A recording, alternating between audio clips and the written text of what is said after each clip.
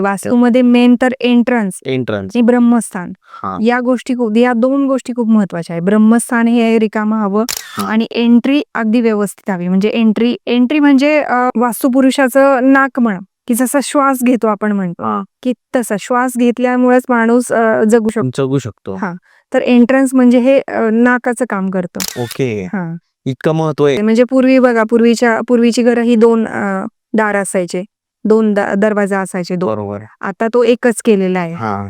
किंवा 2 दरवाजा का की 2 नॉस्ट्रिल आपल्या 2 त्याच्यावरनं ते त्या काळचं ते लॉजिक होतं की एक म्हणजे मला स्पेशली विचार तर आपला चंद्रनाडी आणि सूर्यनाडी एक असते, इडा नाडी, पिंगला नाडी.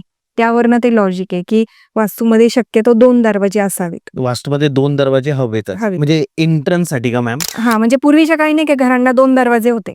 मागून पुढून. नाही. ओके, तसे दरवाजे तुम्ही बोलताय. तर ते 2 दरवाजे म्हणजे एक इडा नाडी, पिंगला नाडी. तर इडा नाडी आणि पिंगला नाडी खूप महत्वाची आहे. म्हणजे ज्यांना पण ह्याचा अभ्यास असेल स्वर इंद्रियांचा, तर त्यांना कळून चुकलं असेल की मी काय बोलते. पूर्ण व्हिडिओ बघण्यासाठी YouTube वर जाऊन बँटर विथ चेतन सर्च करा.